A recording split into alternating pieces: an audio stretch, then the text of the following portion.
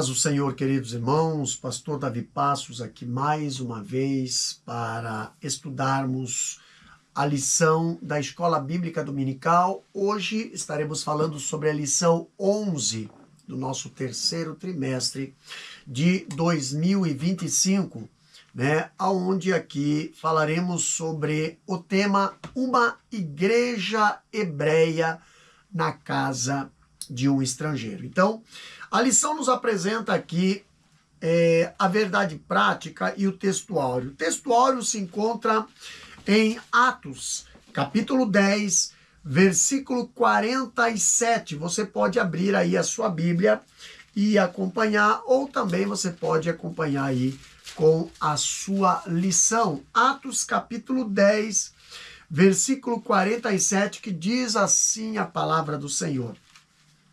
Respondeu então Pedro: pode alguém porventura recusar a água para que não sejam batizados estes que também receberam como nós o Espírito Santo? Então, esse aqui é nosso textuário e a verdade prática, a lição apresenta o seguinte texto. O episódio da igreja hebreia na casa do gentil Cornélio demonstra que Deus não faz acepção de pessoas. Vamos para a nossa leitura em classe. A nossa leitura em classe apresenta aqui em Atos capítulo 10, versículo 1 ao 8, versículo 21 ao 23 e o versículo 44 ao 48. Então, você pode conferir na sua Bíblia aí, Atos capítulo 10, versículo 1 ao 8, versículo 28 e 23 e versículo 44 ao 48. Então, vamos ler.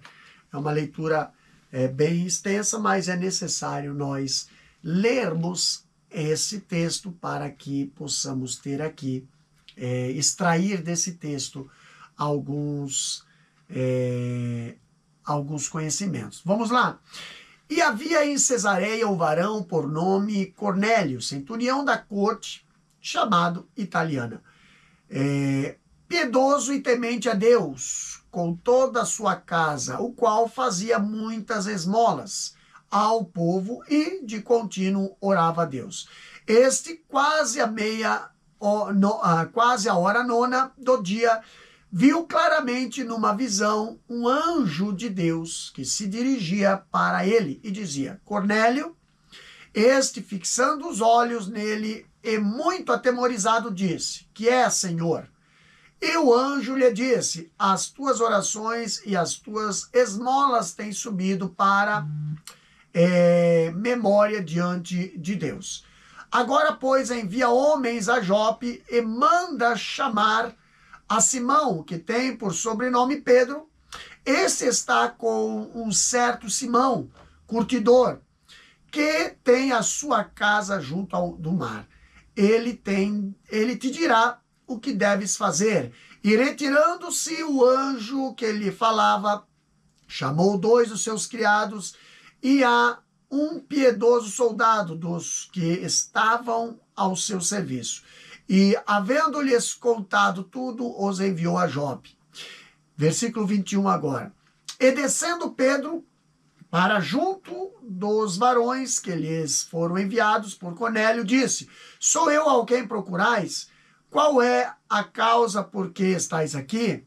E eles disseram: Cornélio, centurião, varão justo e temente a Deus, e que tem bom testemunho de toda a nação dos judeus, foi avisado por um santo anjo para que te chamasse e a sua casa e ouvisse as tuas palavras. Então, chamando-os para dentro, o recebeu em casa. No dia seguinte foi Pedro com eles e foram com ele alguns irmãos de Jope. Versículo 44 agora. E dizendo Pedro ainda essas palavras, caiu o Espírito Santo sobre todos os que ouviam a palavra. E os fiéis que eram da circuncisão, todos quantos tinham vindo com Pedro, maravilhavam-se de que o dom do Espírito Santo se derramasse também sobre os gentios, porque os ouviam falar em línguas e magnificar a Deus. Respondeu então Pedro: pode alguém porventura recusar a água para que não sejam batizados estes que também receberam, como nós, o Espírito Santo? E mandou que fossem batizados em nome do Senhor. Então rogaram-lhe que ficasse com eles por alguns dias. Meus queridos, aqui nós temos essa lição e nós queremos aqui apresentar 3 objetivos para esta lição, para este assunto.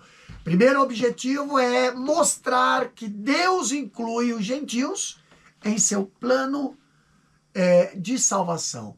Segundo objetivo, para nós falarmos sobre esse assunto, é ressaltar que a salvação é oferecida a todos os que creem em Jesus, independentemente de sua origem étnica ou cultural. E o terceiro objetivo é enfatizar a obra do Espírito Santo como confirmação do agir de Deus entre os gentios, demonstrando que o Pentecoste não foi exclusivo dos judeus. Então, olhando para essa lição e olhando para esse tema, a igreja hebreia na casa de um estrangeiro, a introdução da lição nos diz o seguinte: nessa semana estudaremos sobre como a igreja judaica de Jerusalém deu um passo gigantesco quando foi chamada por Deus para compartilhar sua fé com pessoas de outras nações. O apóstolo Pedro foi escolhido divinamente para pregar as boas novas da salvação aos gentios e que na época não era aceitável. Em Atos capítulo 10, é uma das mais impressionantes histórias da Bíblia, onde fica evidente o grande amor e graça de Deus em salvar a todos aqueles que demonstram fé na pessoa do seu bendito Filho, Jesus Cristo. Lucas também destaca em seu livro que os gentios foram salvos e receberam o dom do Espírito da mesma forma que os judeus. Então, dessa forma aqui, nós vemos que essa grande narrativa de Lucas, mostrado aqui em detalhes na conversão do gentil Cornélio, demonstra a grande importância que esse fato tem para a fé cristã. Então, Cornélio, ele era um gentil e militar a serviço de Roma em Israel. Como centurião, ele comandava ali 100 homens, segundo Mateus capítulo 8, versículo 11, e Lucas capítulo 7, versículo 2 ao 19. E o texto aqui diz que ele era da coorte, tá? Coorte italiana. Uma coorte era a 10ª parte de uma legião que era composta por 6.000 homens. Então não confunda corte com coorte, tá? Uma coorte era a 10ª parte de uma legião que era composta de 6.000 homens. Então Lucas aqui ele destaca que Cornélio era um gentil temente a Deus. E convém destacar também, né, que em relação à religião judaica nos dias do Novo Testamento, é possível identificar 3 classes de pessoas. Primeiramente, temos os judeus de nascença, considerado ali o povo da aliança, né? E foi aos judeus que Deus havia se revelado, como fala em Gênesis capítulo 12, versículo 1. E em segundo lugar, nós temos o prosélito, judeus prosélito, né? Que é um gentio que se converteu ao judaísmo. Então, ele não é judeu, né, de nascença, mas sim ele é um prosélito, um judeu por conversão, né? Então, submetia-se ali ao rito da circuncisão e guardava todas as leis cerimoniais. Por último, nós temos também os tementes a Deus. É um gentio monoteísta que aceitava a maioria das leis cerimonialistas dos ali judaísmo, e incluindo a observância do sábado e prescrições alimentares, sem, contudo, submeter-se ao rito da circuncisão. Então aqui a lição nos revela, né, o primeiro tópico, a revelação de Deus aos gentios. Quando lemos aqui, vemos o primeiro ponto falando a visão de Cornélio, né? A lição diz, Cornélio, um centurião romano, né, de Cesareia, orava por volta das 3 horas da tarde quando teve uma revelação de Deus. Ele viu um anjo de Deus. Não é incomum nas páginas das Escrituras Deus se revelar por meio de anjos. Contudo, essa revelação se distingue de outras por conta de seu propósito. A inclusão dos gentios à igreja do Senhor. Então Cornélio era um homem que tinha desejo de salvação, pois mesmo sendo um gentio era piedoso e temente a Deus com toda a sua casa. No entanto, isso não era suficiente para salvá-lo. Ele precisava ouvir acerca da mensagem da cruz e o anjo de Deus estava ali para instruí-lo a como fazer. Não sendo a pregação do evangelho missão para um anjo, Cornélio foi instruído a chamar o apóstolo Pedro para fazer isso. Olha só, a revelação divina aos gentios. Foi durante a hora nona, isso é, às 3 horas da tarde, quando se apresentava no templo o sacrifício vespertino, que Cornélio teve uma visão. Então, nessa visão, a Bíblia diz que um anjo de Deus orientou-o a chamar o apóstolo Pedro para dizer-lhe, Atos capítulo 11, versículo 14, ali diz, né? O qual te dirá palavras com que te salves, tu e toda a tua casa. O anjo mesmo não lhe pregou o evangelho, mas orientou acerca de quem poderia fazer isso. Então a carta aos Hebreus informa-nos que os anjos são mensageiros de Deus, enviados a favor daqueles que vão herdar a salvação, como diz Hebreus capítulo 1, versículo 14. Mas a pregação do evangelho, queridos, portanto, não é missão dos anjos, é missão do crente em Jesus. Agora nós vamos para o segundo ponto da lição, que fala sobre a experiência espiritual de Pedro. Aqui diz a lição, assim como Cornélio, Pedro também teve uma revelação. Pedro teve uma experiência espiritual com visão e revelação divina que o deixou perplexo. Deus sabia do impacto que a missão na casa do gentil Cornélio teria sobre as convicções de Pedro. E, por isso, por meio dessa experiência espiritual, o prepara para o que viria pela frente. E Pedro levaria as boas novas do evangelho a um povo que, para ele, estava excluído do plano salvífico de Deus. Ele sentiu o caráter excepcional dessa revelação e achou por bem levar consigo outros seus irmãos judeus naquela missão. Então, olha só que interessante.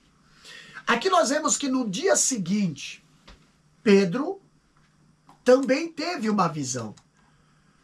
A Bíblia diz que por volta do meio-dia, quando lhe preparava uma refeição, sobreveio-lhe um êxtase, um objeto no formato de um lençol, segundo a Bíblia, descia do céu e dentro dele havia toda sorte de quadrúpedes, répteis da terra e aves do céu. E a ordem ali, a ordem divina para Pedro era que ele comesse, matasse e comesse-os. Mas sabendo que aqueles eram animais imundos, Pedro apresentou a sua recusa ao Senhor. E Deus diz a Pedro que ele não deveria considerar comum ou não deveria considerar imundo aquilo que o Senhor purificou. Então nós vemos aqui que essa visão foi dramática, né? Dramática. Olha só, no terceiro ponto aqui do primeiro tópico fala a urgência da pregação do evangelho. Imagina Pedro nessa situação, né? Então, mas a lição diz que Deus ainda pode revelar a alguém o seu plano salvífico, de forma excepcional, inclusive usando anjos eleitos, como fez na casa de Cornélio. Contudo, essa não é a maneira usual do Senhor trabalhar. E a partir da palavra, ou a partir da verdade bíblica de que Deus quer salvar a todos, a igreja deve levar adiante a grandiosa missão de pregar o evangelho a toda criatura. E Paulo afirmou que Deus achou por bem salvar os que creem por meio da pregação. E devemos, portanto, pregar. Não é preciso ninguém ficar esperando o anjo comissioná-lo a pregar o evangelho. Deus já fez isso. Então, olha só que interessante. A visão aqui foi dramática. Pedro aqui perplexo, procurando entender a visão, ele foi então ali que chegaram os emissários do centurião Cornélio, né? Instruído pelo Espírito Santo. Agora Pedro, ele vai com eles. E quando chega à casa do gentil, prontifica-se a atendê-los no que foi solicitado. Então aqui nós entramos agora no segundo tópico da lição, onde diz salvação dos gentios. Aqui nós vemos o primeiro ponto é a pregação aos gentios. A lição nos apresenta o seguinte texto. Paulo, ou Pedro, né, recebeu a missão de pregar para Cornélio, na sua casa. Sua pregação é totalmente cristocêntrica, sempre apontando para a cruz de Cristo. E assim podemos perceber alguns eixos principais que sua mensagem percorria. Primeiramente, Deus ama a todos. Todas as pessoas, quer judeus, quer gentios, são objetos do amor de Deus. Então, em segundo lugar, nós vemos Deus quer salvar a todos. Tá? Então, Deus não somente ama a todos, mas quer salvar a todos. E Pedro agora reconhece que a salvação não é apenas para os judeus que aguardam ou que guardam a lei, mas também para todo aquele em que qualquer nação o teme. Ainda um terceiro ponto, aqui fala que Cristo é o Senhor de todos. Então, Cristo é o centro do evangelho. Ele é o eixo em torno do qual todas as bênçãos espirituais se encontram. Então, estar em Cristo é estar salvo, não estar em Cristo, não estar salvo. Então, estar em Cristo é estar salvo. Não estar em Cristo é não estar salvo. Então, a mensagem aqui levada aos gentios, primeiro era, Deus ama e quer salvar a todos. Quando Paulo chega lá, o livro de Atos, capítulo 10, versículo 34, A Bíblia fala: e Pedro, abrindo a boca, disse: reconheço por verdade que Deus não faz acepção de pessoas. Então aqui nós vemos que, tendo chegado à casa de Cornélio, Pedro, ele logo discerniu o sentido da visão que tivera, né? Que Deus não exclui ninguém do seu plano salvífico. Ele quer salvar a todos, como fala em 2 Pedro capítulo 3, versículo 9, e 1 Timóteo capítulo 2, versículo 4. Então, aqui, os gentios, portanto, eles foram incluídos no plano salvífico de Deus. E até então, Pedro acreditava que os judeus eram os únicos escolhidos no plano da redenção. Mas Deus, ele não quer que ninguém pereça. Então, Lucas capítulo 19, versículo 10 fala, né? Então, mediante a Cristo, Deus salvará todos os que nele creem. Então, assim, todos os que vivem ou todos os que vêm a Cristo e creem nele, sem exceção, podem ter a vida eterna. Aqui a doutrina que alega estarem algumas pessoas condenadas arbitrariamente não se sustenta. Por quê? O Senhor não quer que ninguém pereça, mas que todos venham ao arrependimento, como diz 2 Pedro capítulo 3, versículo 9. O veredito de Paulo é que se ore não só por alguns, mas por todos os homens. Porque Deus deseja que todos os homens sejam salvos. Porque Cristo deu a si mesmo em resgate por todos, como fala 1 Timóteo capítulo 2, versículo 1 ao 6. Então, o escopo da salvação de Deus é ilimitado. Do lado dele, mas os homens fazem limitação para as próprias feridas por uma incredulidade, né? No segundo ponto aqui da lição, nós vemos a conversão dos gentios. A conversão dos gentios, a lição diz: a mensagem da cruz é um chamado ao arrependimento. Todos os que arrependidos creem em Cristo serão perdoados e, portanto, salvos. E na sua soberania e graça, Deus havia incluído no seu plano de salvação todos os não-judeus que, arrependidos, professariam o nome do Senhor Jesus. E ninguém é salvo por força. É preciso crer em Cristo para receber a salvação. Tanto judeus quanto gentios necessitam se arrepender para ser salvo.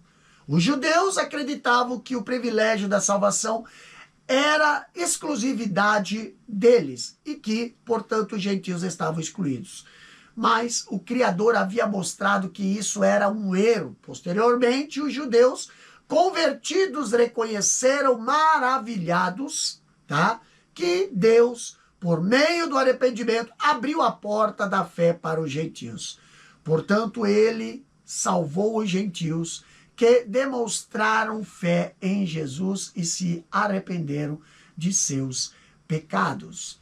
Queridos, aqui falando ainda sobre a conversão dos gentios, nós vemos que Deus, ele proveu salvação para toda a humanidade, sem exceção.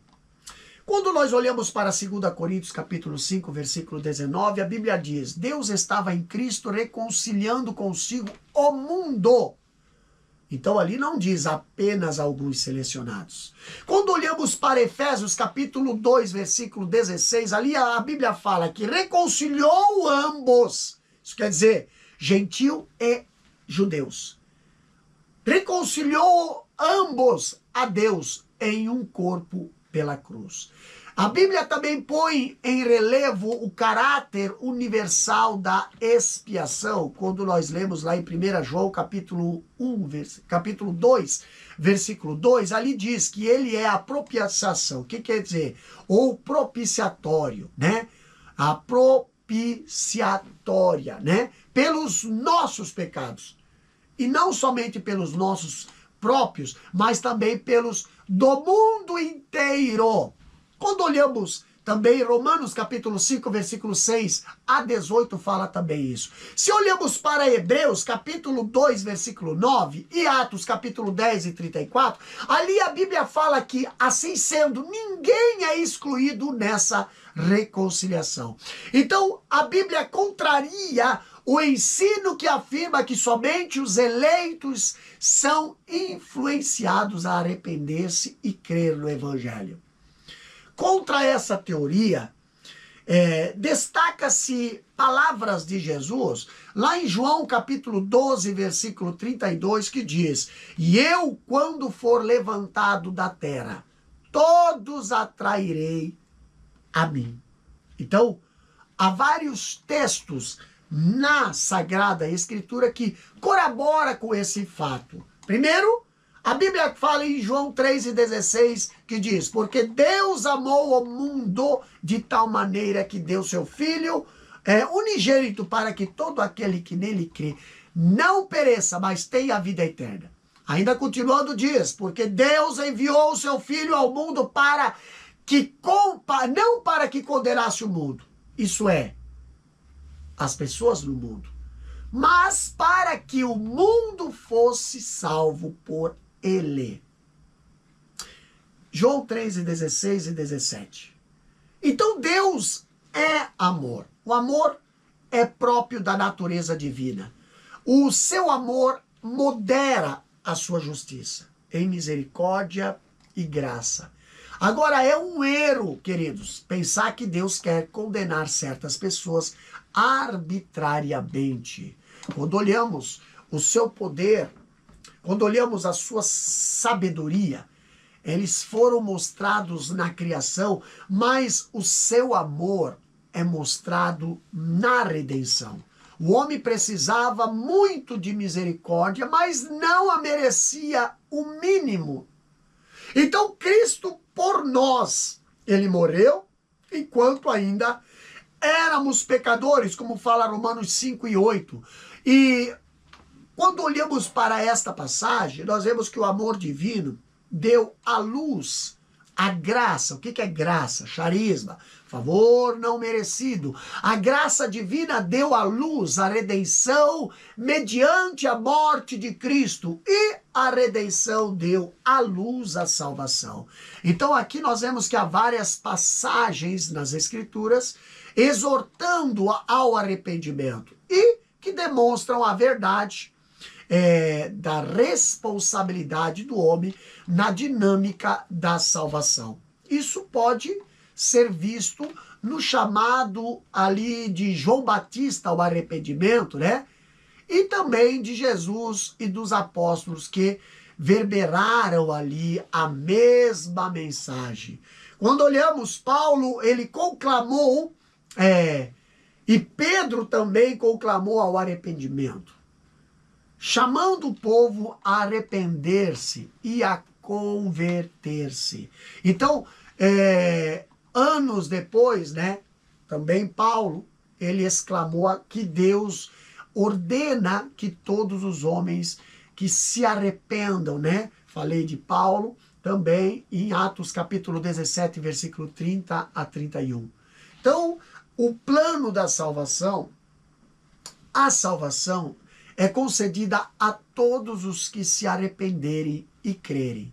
Se as pessoas estivessem decretadas a condenação, que necessidade haveria do arrependimento? Se algumas pessoas já estão condenadas, então por que perder tempo e energia para ordená-las a fazer o que era impossível para elas fazerem? Então, se as pessoas já estão condenadas ao inferno, por que agonizar em oração para que as pessoas sejam salvas? Olha só. Por que ordenar que se arrependam? Então, no último livro da Bíblia, nós lemos 7 vezes a exortação ao arrependimento e 5 vezes que eles não se arrependeram. Isso tudo seria farsa, né? se a doutrina do decreto condenatório tivesse correta. Porém, Cristo, ele fez tudo por nós pelo Espírito Santo. Então o homem, ele tem a sua parte no processo da salvação, porque não é uma máquina, entendeu? Imóvel, insensível, sem vida, irresponsável. Não. A fé é despertada pelo chamado do Evangelho. Então, quando as pessoas escutam a mensagem do reino e nela creem, então ali recebem a vida eterna. E foi isso quando Pedro pregou a palavra de Deus, mostrando ali que Cristo era o Messias prometido, e muitos creram, né? Os que receberam as suas palavras entregaram ali, né? Entraram na eleição de Deus. E o Espírito Santo, ele usa a verdade para trabalhar obediência no coração dos homens. O poder de Deus, o poder da palavra de Deus é expresso pelo seguinte texto, quando fala em João capítulo 8 e 32. E conhecereis a verdade, e a verdade vos libertará. Também o Espírito Santo, ele emprega a cruz para atrair as pessoas para Deus, como fala em João 12, 32, que diz: e eu, quando for levantado da terra, todos atrairei a mim, né? Então ele tem poder de persuasão. A salvação, meus queridos, portanto, é pela fé e não pelo destino, tá? Pela graça e não pela arbitragem. É por escolha e não por compulsão. Foi planejada e provida pela soberania do amor, sendo recebida e desfrutada pela fé. Então, a salvação está condicionada à fé do homem, né? Então, ali diz: pela graça sois salvos. Então, o caminho da salvação de Deus é absoluto e arbitrário, sendo justificado livremente pela sua graça, isso é, sem o mérito do homem. A graça foi mostrada através da redenção, como diz Romanos capítulo 3, versículo 24 e 25. E esse é o lado de Deus, salvo pela fé. E o lado do homem, tá? Salvo pela fé. A fé é o elo que conecta o pecador necessitado ao poderoso e misericordioso Salvador, tá? Então, não é de obras. Existe apenas um elo, e isso é a fé, tá? Isso não vem de vós, a Bíblia diz, é dom de Deus. Sim, ninguém acredita independentemente de Deus, tá? Mas essa fé não é forçada arbitrariamente no ser humano, contra a vontade do homem. Não é dada a poucos eleitos, nem retido a outros não eleitos. Ela é para todos, tá? Agora nós temos aqui o terceiro tópico. O terceiro tópico fala sobre o Espírito derramado sobre os gentios. Vamos ver aqui o primeiro ponto. O Espírito prometido.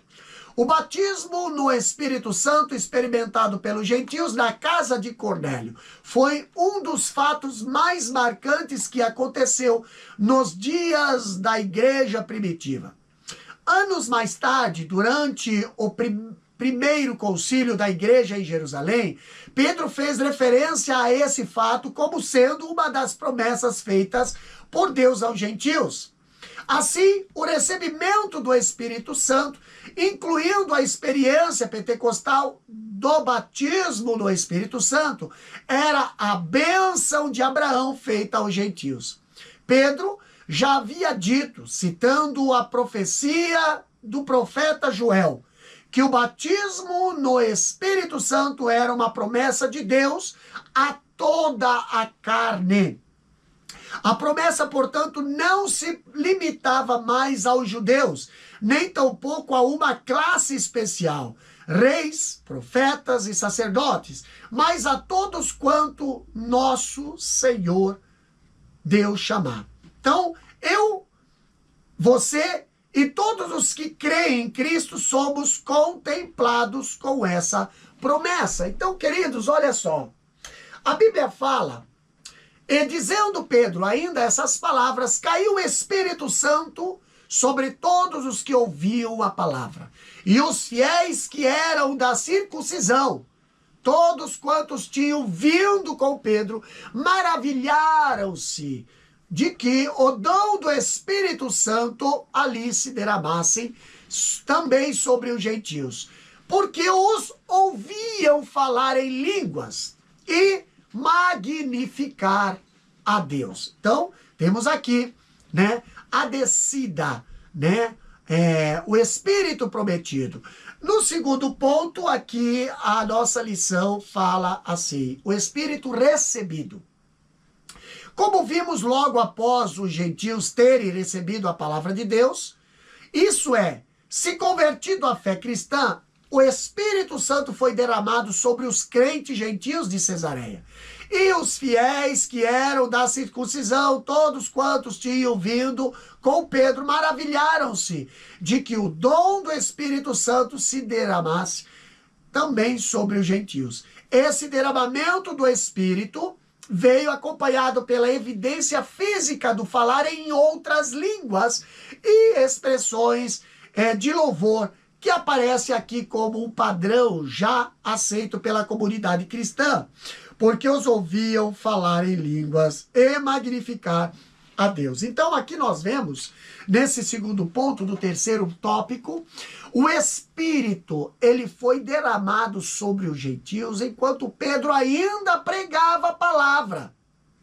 Então, um sinal notório aqui serviu de evidência para os crentes judeus presentes ali, que vieram com Pedro, de que a salvação, de fato, fora dado aos gentios também.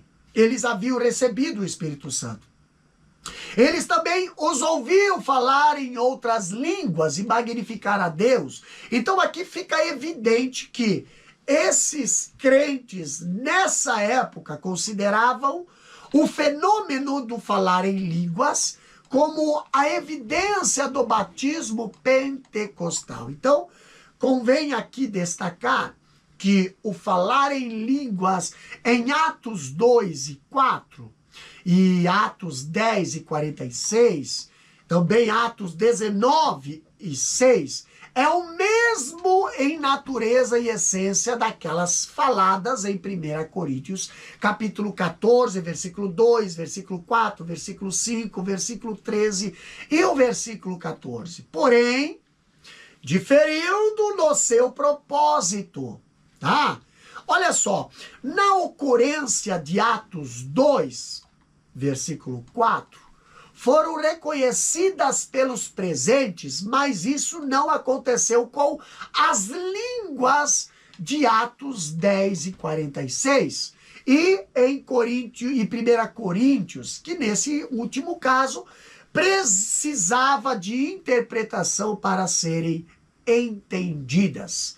Então, assim, as línguas, elas são sempre espirituais, uma vez que são inspiradas pelo Espírito Santo, podendo, dessa forma, né, ser conhecidas por quem ouve e desconhecidas para quem fala, ou desconhecidas para quem ouve e para quem fala, a menos que haja interpretação.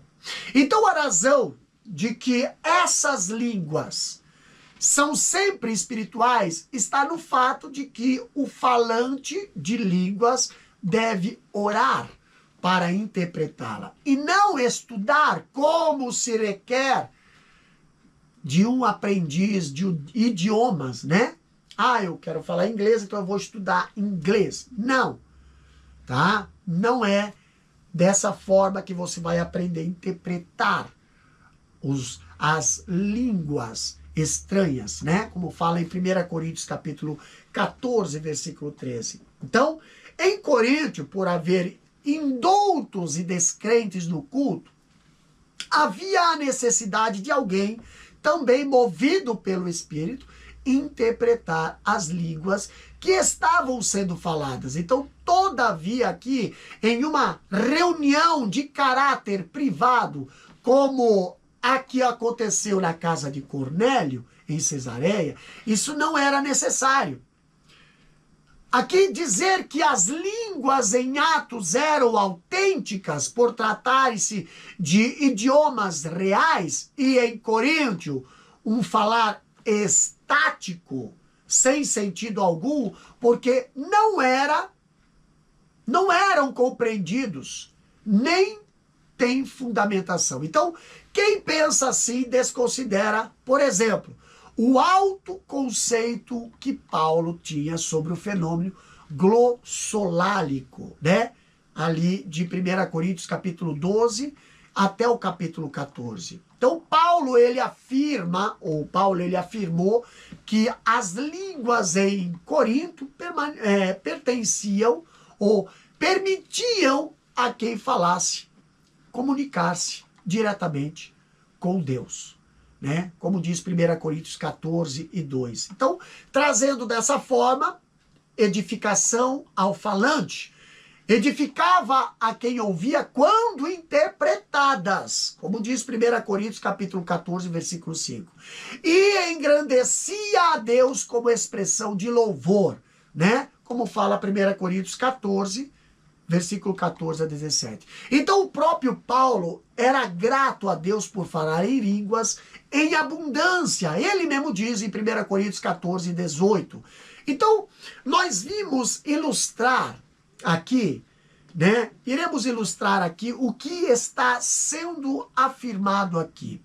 Quando nós olhamos o pastor Jack Hayford, ele conta que certa vez ele voou ao lado de um engenheiro civil e as primeiras palavras trocadas demonstraram que aquele homem não era muito simpático à fé cristã.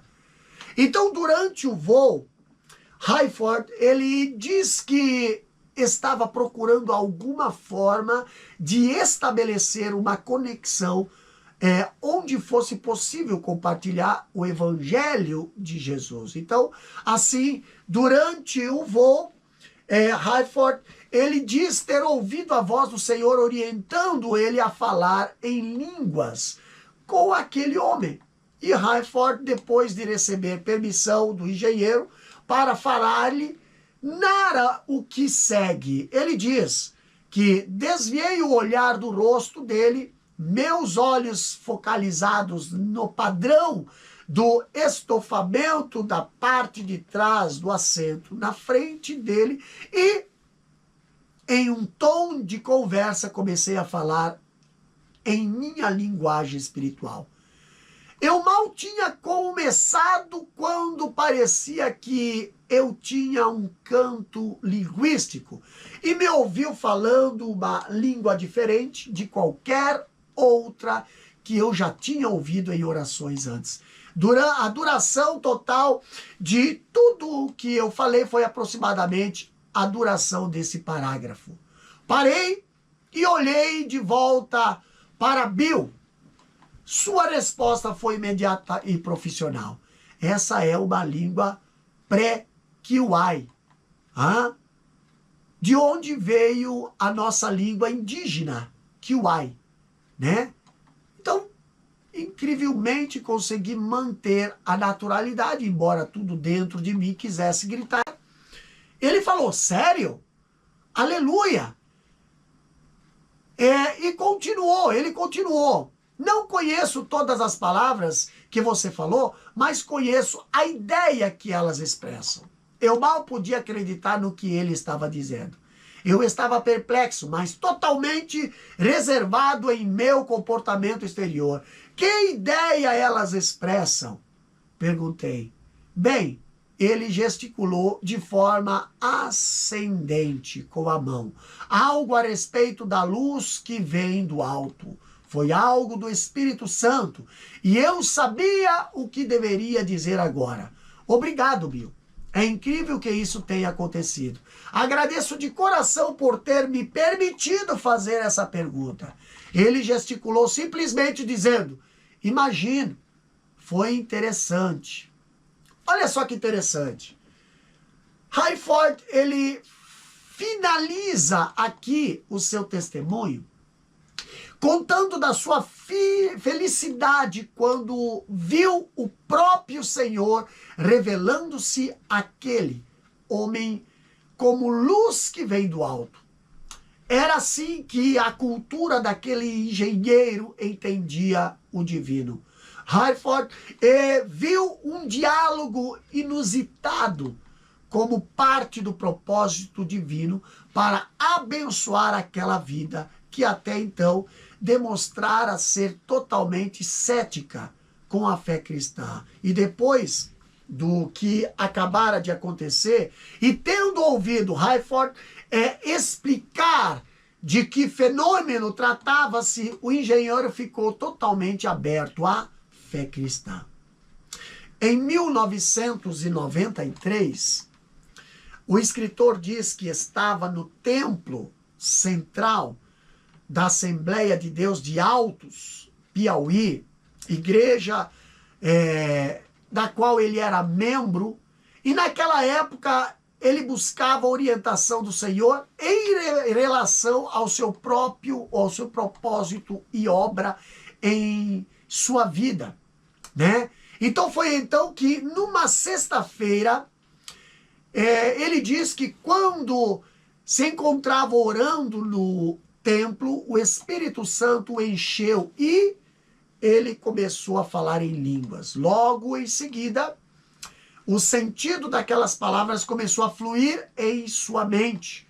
O Senhor deu-lhe a interpretação do que havia sido dito. Ali diz, eu tenho uma aliança com você. Então ele entendeu com clareza que essa aliança era de natureza ministerial. E naquele momento ele percebeu, sem nenhuma dúvida, que o Senhor certamente lhe chamaria para o ministério de tempo integral. E foi o que aconteceu 8 anos depois. Tá? Craig S. Kinner, ele apresenta um quadro comparativo entre a ocorrência do fenômeno de línguas em Atos e em Corinto. E é possível ver nesse quadro comparativo, elaborado por Kinney, que as línguas são as mesmas de natureza e essência, né, em Lucas e em Paulo. Tá? Quando nós vemos aqui, se nós prestarmos atenção, quando falamos as línguas lucanas, né, apresentadas em Atos, pelo escritor Lucas, Atos 2 e 4, e também as línguas paulinas apresentadas em 1 Coríntios, capítulo 12, até o capítulo 14, nós vemos aqui algumas diferenças. Ambas têm o sentido de linguagem, tem o mesmo sentido, né? Línguas no grego tem o mesmo sentido, linguagem, tanto Atos 2, versículo 4, quanto 1 Coríntios, capítulo 13, versículo 1, capítulo 14, versículo 10 e o versículo 11. Agora, as línguas lucanas, escrito pelo evangelista Lucas, né? Em Atos, capítulo 2, versículo 4, versículo 17, versículo 18, as línguas são inspiradas pelo Espírito Santo. Já na explicação paulina, lá em Atos, lá em 1 Coríntios, capítulo 12, versículo 7 a 11, as línguas são um dom do Espírito Santo. Quando olhamos nas línguas lucanas, apresentadas em Atos, capítulo 2, versículo 4, ali os que falam em línguas aparentemente não conhecem as línguas. Agora, quando olhamos para 1 Coríntios, capítulo 14, versículo 13 até o 15, Paulo ali diz que os que falam em línguas não conhecem as línguas também. Quando olhamos para Atos, apresentado por Lucas aqui, Atos capítulo 2, versículo 8 e 11, as línguas são entendíveis quando alguns que reconhecem as línguas estão presentes, mas aparentemente não em outros casos, quando ninguém está presente que conheça as línguas, como fala Atos capítulo 10 e 46 e Atos 19 e 6. Agora, o apóstolo Paulo, em 1 Coríntios capítulo 12, versículo 10 até 10 e 30, e o capítulo 14, versículo 13, Paulo diz que as línguas são entendíveis para aqueles com interpretação sobrenatural. Quando olhamos em Atos, capítulo 2, versículo 13, conferindo com Atos 10 e 46 e Atos 19 e 6, ali o evangelista Lucas, ele diz que as línguas não são inteligíveis para aqueles que não reconhecem as línguas. Olhando para 1 Coríntios, capítulo 14, versículo 2 e o 9 até o 11 e o capítulo 19 1 Coríntios capítulo 14, versículo 2, versículo 9 até o 11 e o versículo 19 e o versículo 23, ali Paulo diz que as línguas não são normalmente inteligíveis sem a interpretação sobrenatural. Tá vendo a comparação de Lucas falando sobre as línguas e Paulo falando sobre as línguas? Quando olhamos para Lucas, Lucas apresentando ali em Atos, capítulo 2, versículo 11, conferindo com Atos 10 e 46, Lucas ele diz que as línguas aparentemente funcionam como louvor inspirado. Já Paulo, em 1 Coríntios capítulo 14, versículo 15 a 17, né? Ele diz que as línguas funcionam como louvor. E 1 Coríntios 14, versículo 2, versículo 14, versículo 15, e também funcionam como oração, tá?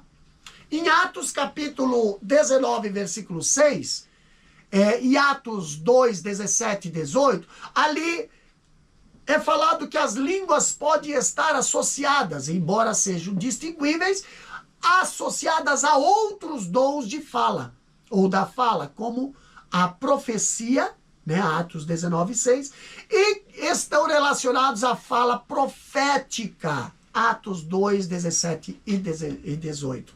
Já Paulo, ele diz que as línguas podem estar associadas, embora sejam distinguíveis, a outros dons da fala, como a profecia. Como diz 1 Coríntios capítulo 12, versículo 10, 1 Coríntios 14, versículo 2 a 6, versículo 22 a 33 e versículo 39 e 40.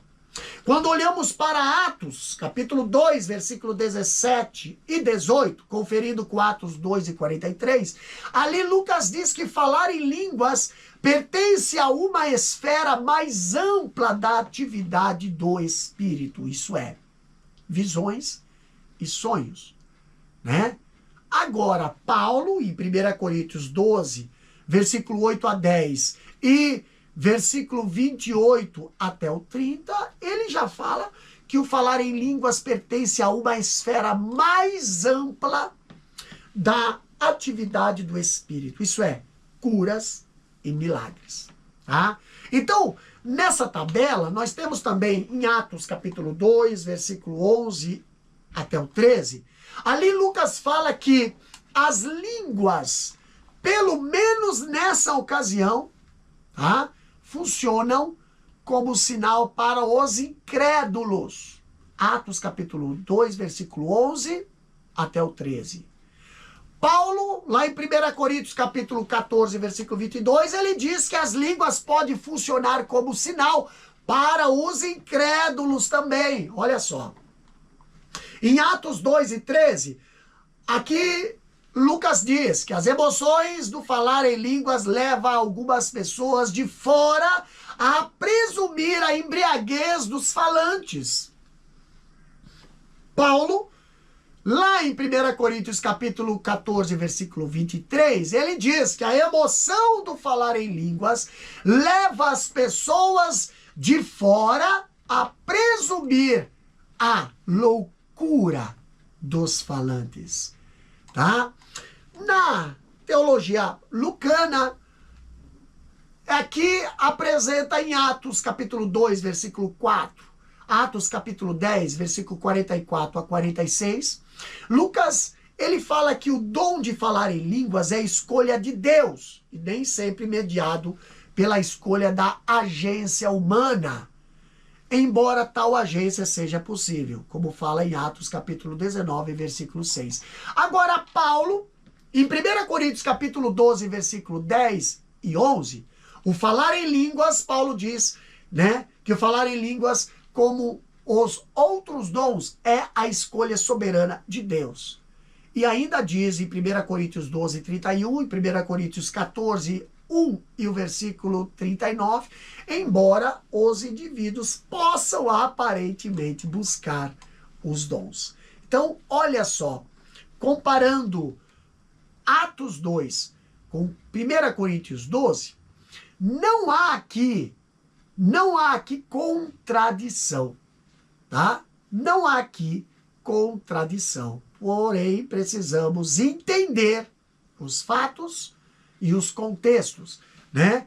Agora nós temos aqui o terceiro ponto do terceiro parágrafo, do terceiro tópico da lição, que fala aqui sobre um Pentecoste visto e ouvido.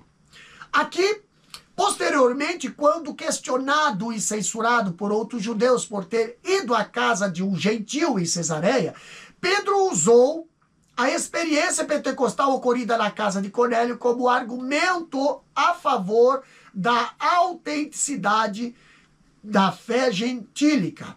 Na argumentação de Pedro, os gentios haviam recebido a mesma experiência pentecostal que eles haviam recebido no dia do Pentecoste, inclusive com a manifestação do fenômeno das línguas. Em outras palavras, o Pentecoste gentílico, assim como o Pentecoste judaico, foi marcado pela experiência do Espírito, e em ambas os casos foi um Pentecoste visto e ouvido. Então, como vimos, em essência, o falar em línguas em Atos e em 1 Coríntios refere-se ao mesmo fenômeno, podendo, contudo, ter propósitos diferentes, tá? Então, essa tabela aí que eu passei para vocês, né, no segundo ponto do terceiro tópico, né, aqui nós vemos que, na verdade, as línguas diferem mais na forma do que na função. Em Atos 2 e 4, o fenômeno assume a forma de línguas conhecidas por quem ouvia, embora permanecessem desconhecidas para quem falava. Agora, já em Atos, capítulo 10, versículo 46, e 1 Coríntios 14, versículo 2, manifestava-se na forma de línguas desconhecida tanto para quem falava como para quem ouvia. Mas em ambos os casos, tinham a função de revelar Deus e engrandecer o seu nome e trazer edificação ao cristão e à igreja. Como fala Atos capítulo 2, versículo 11, Atos capítulo 10, versículo 46, 1 Coríntios 14, versículo 4 e 5, e 1 Coríntios 14, versículo 15. Então, aqui nós vemos que Menzies, ele destaca aqui um comentário sobre esse assunto. Ele diz que as línguas pessoais, ou seja, o dom de falar em línguas desconhecidas, tem na devoção ou nas devoções particulares o valor de edificar quem estiver ocupado na oração. Ora, em uma língua desconhecida é forma exaltada de adoração, entendeu? Aqui em 1 Coríntios capítulo 14, versículo 4, ora, orar em uma língua desconhecida era uma forma de adoração? Orar em línguas é uma prática inútil? Não, é uma prática útil e deve ser cultivada na vida diária do crente, pois assim as pessoas é edificada em sua fé e na vida espiritual. Há também outro uso para as línguas, né? Embora seja o mesmo em essência, o dom de línguas empregado nos cultos públicos visa um propósito distinto. Então, as línguas mencionadas no livro de Atos dos Apóstolos são evidências e privadas. As mencionadas nas epístolas são públicas e visam a edificação geral. Então, esse fato é confirmado pelas palavras do apóstolo Pedro, que via a experiência pentecostal dos gentios igual àquela que os apóstolos tiveram no Pentecostes. Lá em Atos capítulo 10, versículo 47, diz: estes que também receberam, como nós, o Espírito Santo. Então, para Pedro, portanto, os gentios haviam recebido a mesma experiência que eles haviam recebido no Pentecoste, né? Atos capítulo 11, versículo 15 diz: e quando comecei a falar, caiu sobre eles o Espírito Santo, como também sobre nós ao princípio. Então Pedro ali identifica as línguas em Cesareia como sendo essencialmente iguais àquelas faladas em Jerusalém, porém diferindo no propósito, uma vez que em Jerusalém as línguas foram entendidas pelos que ouviram, mas não foram em Cesareia. Amém? Vamos aqui para a conclusão da nossa lição. A lição diz o seguinte: a graça de Deus se manifestou trazendo salvação a todas as pessoas. A missão da igreja na casa do gentio Cornélio mostra como o amor de Deus pode alcançar todas as pessoas, independentemente de cor e raça, que abrem o seu coração e a poderosa mensagem da cruz. Aqui também vemos que a fé evangélica não é algo subjetivo, mas marcada pela ação e presença real do Espírito Santo na vida daquele que crê. Amém? Então, aqui vamos fazer o exercício revisando o conteúdo. Primeira questão diz o seguinte: de acordo com a lição, qual era o propósito da revelação feita a Cornélio? Resposta é a inclusão dos gentios à igreja do Senhor. Segunda questão: para quem Pedro levaria o evangelho? Resposta: Pedro levaria as boas novas do evangelho a um povo a quem para ele estava excluído do plano salvífico de Deus. Terceira questão: de acordo com a lição, quais são os principais eixos que podemos perceber, né, na pregação de Pedro na casa de Cornélio? Resposta: Deus ama a todos, quer salvar a todos, e Cristo é o Senhor de todos. Quarta questão: segundo a lição, qual foi um dos fatos mais marcantes da igreja primitiva? Resposta: o batismo no Espírito experimentado pelos gentios na casa de Cornélio. Quinta e última questão: o que marcou o Pentecoste gentílico? Resposta: foi marcado pela experiência do Espírito.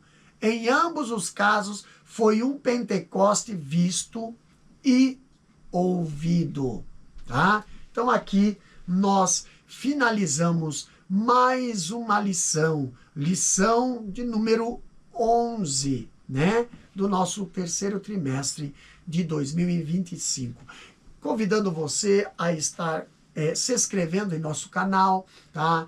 Nossas páginas, e também compartilhando, deixando seu comentário, né? também aí estando participando dos estudos bíblicos, teológicos e doutrinários que nós temos em nossa página no YouTube, tá? E também no Spotify você pode estar ouvindo também esses estudos. Que Deus possa abençoar as vossas vidas através da palavra do Senhor. Deus querido, te agradecemos por mais esta aula, Senhor. Te agradecemos, Deus, porque a tua palavra, a salvação, meu Pai querido, foi, Pai Santo, dedicado a todos, Pai. Todos têm acesso, todos têm o direito, todos, Senhor, estão no plano da salvação. Todos, meu Deus, mas é dever nosso levar a palavra, pregar a palavra, ensinar a palavra, para que muitas vidas venham a estar a te conhecendo e através da fé estar entregando a sua vida para ti, meu Deus. Abençoa cada aluno, abençoa cada professor, abençoa cada classe, abençoa, meu Deus querido, a todos que vão estar ouvindo e estudando a tua palavra através desse estudo. Pai, muito obrigado, Deus, assim é o que nós te pedimos, no nome de Jesus. Amém e amém. Que Deus nos abençoe.